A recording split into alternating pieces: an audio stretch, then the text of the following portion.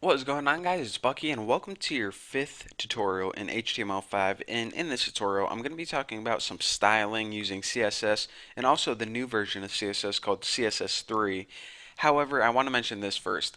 As you notice, I ripped all the stuff out of the body, and that's because I know we have a bunch of more tags to go over, but what I'm going to be doing is I'm going to be teaching you guys about styling, and then I'm going to be going over the new tags, and I'm going to show you guys how you can use them in conjunction to do some pretty brilliant things. But first, I need to talk to you guys about styling, so we got that down pat. So let me go ahead and actually, I want to add some stuff that we can style. So I'm just going to go ahead and add like 3 paragraphs. And what can I write in these paragraphs? Let me just go ahead and copy these first. Paste, paste. In the first one, I'll just write OMG WTF barbecue with a question mark. And in the second one, I'll write, hi, my name is Spunky. Wasn't that the dog in Rocco's Modern Life? I don't know. And in the last one, we're right. I love string cheese with a question mark because hey, why not make it a question? Now, actually, what I like to do is I like to test everything out first, like OCD style, and it looks good so far. So now, since we have this main.css file and we didn't create it yet, let's go ahead and take care of that problem right now. So if we go to File, New, we can just go ahead and save this blank file as, and make sure you save it in the same directory as your main.html file. Just save it as main, and for some reason I like to use the drop down menu, main.css, and save it. So now we have our main CSS file, and we can go ahead and move that back. So let's go ahead and add some styles to this. Now I'm going to be talking to you guys about the old CSS, reminding you guys about a few things, and showing you guys how the new version of CSS has improved. So remember, in the old version of CSS, we could have things called IDs. Now if we have an ID called tuna, we can go ahead and apply a style to this. For example, anything with the ID name of tuna would be colored red. So if we take this first paragraph and set the ID equal to tuna and save, hopefully when I refresh, that first paragraph, since it has the ID of tuna, now has red font. Now, we can also work with something called classes. Now, classes are kind of similar, but they're a little bit different. I won't get into the specifics, but basically, you can also have a class of tuna, and what I like to do is I actually like to change the color to make sure that, just make sure that we can see a difference and we aren't just, accidentally not refreshing or something. So if we have a class of tuna, and I messed something up, and that would be because I wrote class instead of tuna. Now if I save it, I'm going to go ahead and refresh it, and as you can see, whenever you have a class, this can also apply styles to any element that has the class name that you defined.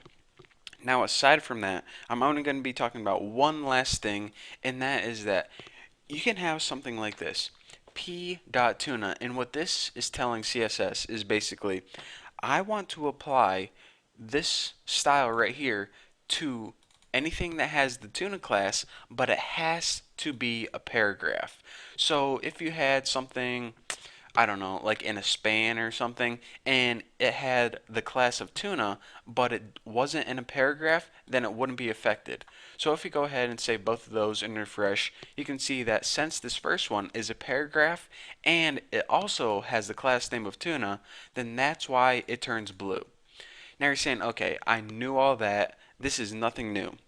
Well, that is all the old stuff with the old CSS, and it also gets applied to the new CSS. However, CSS3 also comes with this cool extra stuff, and that's what I'm going to be talking to you guys about now. Not only do you have the option of ID and class, but you also have something called attribute selectors, and it's basically a new way that you can reference elements. For example, you can have something that looks like this, P, and have the attribute in there called name. Now whenever you do this, basically any paragraph with the attribute name is going to get affected. So if you look at this, if you look at these 3 paragraphs, this one has the attribute class, and these two don't have any attributes whatsoever. So if we go ahead and refresh this, we see that nothing turns blue.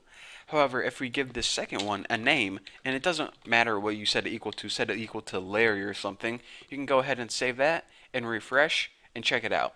Now, since that second paragraph has an attribute called name, even though it doesn't matter what it's set equal to, what value it is, it gets affected. And that's what we tell it right here. In the new version of CSS, CSS3, we can use something called attribute selectors. So basically, any paragraph with the attribute of name gets affected. Now, if you want to take things up a notch and you say, okay, I actually do want to set that equal to anything with the attribute of name whose value is equal to Bucky. So let's go ahead and set this third one equal to Bucky, and we might as well give this first one a name, and we'll set it equal to Sally. So now, even though all of these have names, only one of them has the value of Bucky, which is the last one. So let's go ahead and save that and refresh and see only the last one turns blue.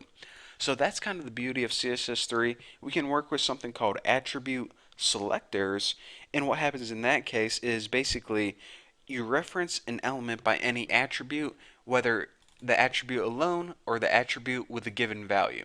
And I know that I'm using name in a paragraph and a value of Bucky, but this can be any attribute. It doesn't only have to be name, and also any element, not only a paragraph. So I guess since I have time, I want to talk to you guys about one more thing, and that's using regular expressions in CSS3. So let me go ahead and change the name equal to, let me think of some good examples. Okay, bacon sub, and yes, I actually, okay, one second. My bacon and OMG bacon tuna. So I actually did pick those names for a specific reason, and you're going to see later on. So basically, in CSS3, you can use something called regular expressions, and you guys may know about regular expressions from before, but basically it's a way that I'm just going to go ahead and show you guys an example. It's really hard to explain, but you can have something called name and then the caret sign. I think that's called the caret sign. It's a symbol above the 6 on your keyboard. And what you can do is set this equal to a string called bacon. Now, whenever you set this equal to bacon, what this little caret means is any value beginning with bacon, and it doesn't matter what it ends in, such as the example of bacon sub, as long as your value starts with the word bacon, then it's going to be affected. So let's go ahead and refresh this, and we can see that the first paragraph gets affected because the value of this is baking something. It can even be bacon alone and it would be affected as long as it starts with bacon. Now that's what the caret means. You also have some other regular expressions. One is the dollar sign. And what the dollar sign means is anything that ends with bacon is going to get affected. So let's go ahead and refresh this and we see that, okay, the second paragraph is affected. Why is that? Because did bacon sub end with bacon? No, it ended with sub. Did my bacon end with bacon? Yep, bacon right there. Did OMG bacon tuna end with bacon? Nope, tuna was the last thing. And that's pretty much how it goes. If bacon is in the beginning or the middle, it doesn't get affected. It only gets affected when it's the last substring of that string. So the last one I want to talk to you guys about, even though there are a bunch of regular expressions, is the asterisk, which is above the 8 on your keyboard. Now what the asterisk means is as long as the string bacon is anywhere in the value, it's going to get affected. So let's go ahead and refresh this and we can see that all of these gets affected or get affected. Whether it's in the beginning, whether it's at the end, whether it's in the middle, or even if you had just bacon alone like that and I save this and refresh it, that would get affected as well. As long as it has bacon somewhere in the value, it would work out. So I know regular expressions are kind of a topic more related to programming other than web development. And to be honest, you guys aren't going to use this feature all that much in web development. You guys are probably going to stick with the basics and keep it simple. But I wanted to show you guys that, and I want to show you guys some of the powerful tools that we have when working with CSS3. So that's a little taste of that. In the next tutorial, we're going to be going over more CSS3, more styling, and then I'm going to show you guys how to tie everything together. So thank you guys for watching. Don't forget to subscribe, and I'll see you guys in the next video.